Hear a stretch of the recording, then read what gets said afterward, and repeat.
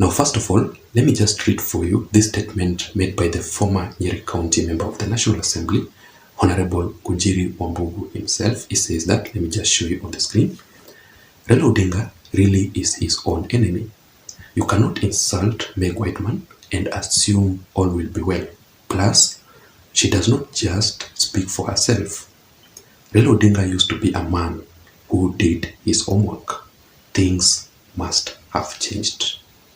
So yesterday, President William Ruto conducted a meeting in Statehouse, which was attended by the United States Ambassador to Kenya, Meg Whitman, the United States or the Delaware Senator, ChrisCoons, and also the CS for Foreign Affairs, Dr. Alfred Mutua, also was present in that meeting. Just look at this photo here very carefully.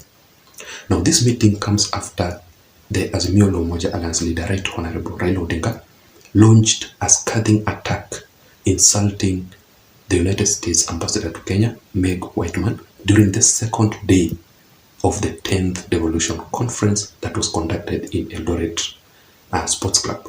Now, just for the recap, let me just read for you the statement that was made by Raila Odinga. He said that we want to tell the Ambassador, United States Envoy Meg Whitman, leave Kenyans alone.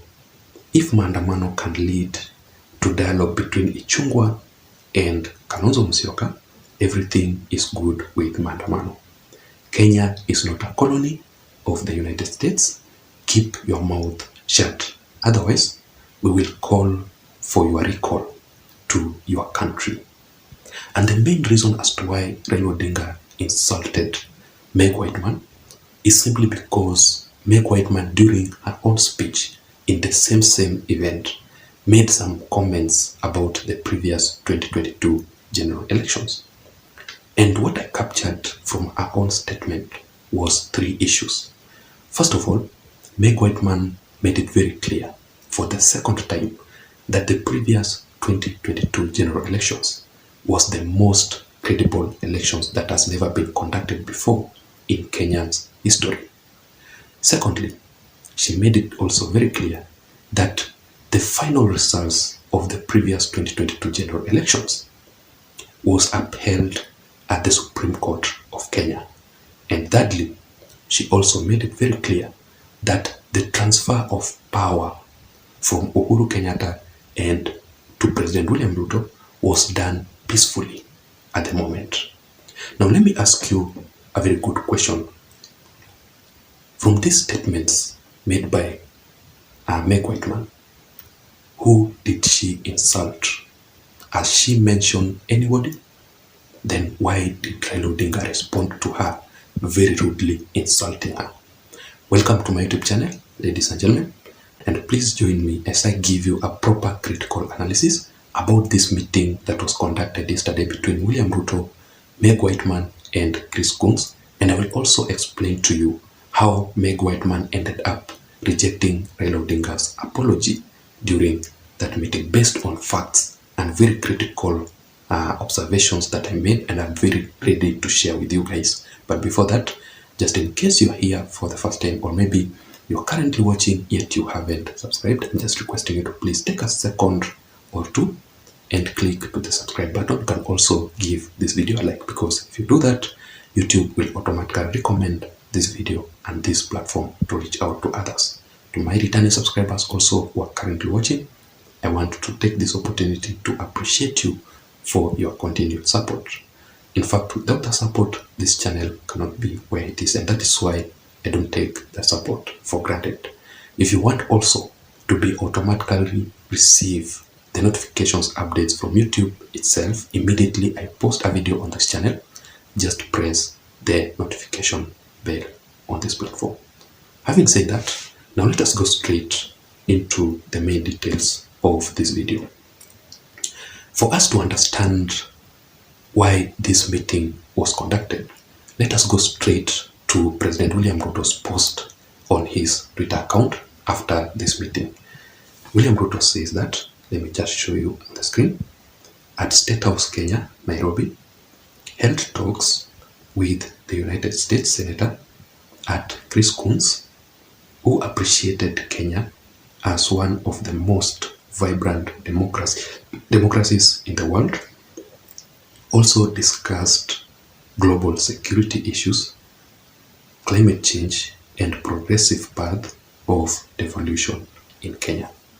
So William Ruto did not give us the full details of this meeting. But the main reason as to why I strongly believe that this meeting was conducted simply because of Raila-Odinga's statement is because of Meg Whitman presence, who was insulted by William Ruto. Also the presence of ChrisCoons. ChrisCoons is the Delaware senator who is credited by forcing the handshake between Uhuru Kenyatta and Raila Odinga. So he has a proper political relationship with Raila Odinga. That is why he was present in that meeting. Personally believed to represent Raila Odinga or something. And also the speech that President William Ruto made together with Rigathi Gachagua, the Deputy President of the Republic of Kenya, immediately after this meeting. So I just want you to listen very carefully to this speech made by Rigathi Gachagua, and also listen to this speech made by President William Samoei Ruto. Then we proceed to our second issue of what they discussed in this meeting. Just listen. I want to say that we need also to be respectful to our development partners. You cannot speak in a public forum before national television and say that you have the capacity to recall an ambassador from the United States accredited to this country by the American government. It's simply being mischievous. As a private citizen, how would you recall an ambassador? You cannot even transfer an assistant chief in your locus application. You know, it's part of the denial syndrome. You know what was happening during the handshake regime? It's something that happened that nobody can comprehend. That cabinet ministers were being told to go and brief a private citizen on what is happening in government. Principal secretaries were being told to go and brief a private citizen on the workings of government. The CS National Treasury was being told to go and brief a private citizen about the budget. That is why that private citizen thinks he can recall the American ambassador to go back to the country. That situation is over. We have a government in place. Please just take up your rightful role and oversight the government, because that is your role. Again, I want to say that the hardship team, after destroying the economy of this country, gave President Ruto no chance, because they knew it was almost impossible to turn around the country. In a record 1 year, President William Ruto, through pragmatic leadership, continuous engagement, agreeing to be advised, having a very competent economic council, has done the unthinkable. In 1 year, the economy has shown signs of recovery, to the extent that for the first time in 7 years, all county governments were given their money before the closure of the financial year on June 30th. In any case, the American ambassador said 2 statements of facts. She said the last election was the freest and the fairest in the history of Kenya, which is a statement of fact. She said Kenya is open for business, which is also a statement of fact. I mean, surely, let us have some decorum and respect ourselves as we demand respect from others. So I was just imagining between the people who are orchestrating destruction of property and sabotaging our economy, and those who are working with us to create investment opportunities and investment capital for the people of Kenya. Between those two, I was wondering who is actually rogue. I think it's for the people of Kenya to judge. Now, secondly, let us talk about the role of ChrisCoons in this meeting. In my personal consideration, ChrisCoons had only two roles to play in this meeting. First of all, he wanted to meet with President William Ruto in relation to the dialogue that is going on between Kenya Kwanza and the Azimio la Umoja Alliance.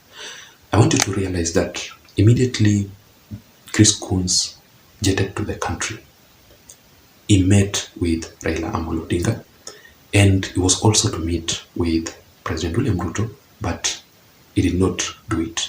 So this was actually the best time, the best moment to meet with William Ruto concerning the dialogue meeting between Raila Odinga or the Kenya Kwanza and the Azimio la Umoja Alliance. I want you to realize that ChrisCoons is the best friend, political friend of Raila Odinga. Just like I had said it earlier on, he is credited with the handshake between, or the famous handshake between Raila Odinga and Uhuru Muigai Kenyatta in 2018.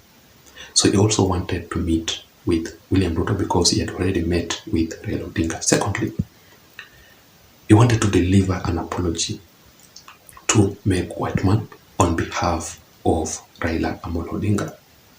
That is why I mentioned it earlier on, that he was there to represent Raila Odinga, to deliver the apology to Meg Whitman concerning the statements made by Raila Odinga, insulting her very badly during the event that I've already talked about. Now that begs a question. Did Meg Whitman accept the apology delivered by ChrisCoons from Raila Odinga? According to very credible sources, ladies and gentlemen, which leads us to our next or our third observation about this meeting, is Meg Whitman rejected the apology made by Raila Odinga. And from her own statement in Statehouse, she said this. Let me just read for you. First of all, she does not need any apology from Raila Odinga. Why? Because Raila Odinga was basically expressing himself or expressing his freedom of speech as per the Constitution of the Republic of Kenya. You know, here in Kenya, we have freedom of speech. Anybody can say anything anywhere without considering anything, and nothing will happen to you. But what matters is the respect that you have towards other people. Just like Ngujiri Wambugu has said it, you cannot insult Meg Whitman and you assume just that everything will be okay. Well, everything will be well. That cannot happen. Plus, Meg Whitman does not just speak for herself. She has to acquire some information. Somebody must have given her the information to present, and she must do it on behalf of the United States, bilateral trade, and common relationship with Kenya. That is it, ladies and gentlemen. Let me hear your thoughts on the comment section below. Otherwise, I don't have much. Thank you so much for listening. Thank you so much for watching. Until next time, my name is Jason, but please don't forget to subscribe to my YouTube channel. Bye-bye.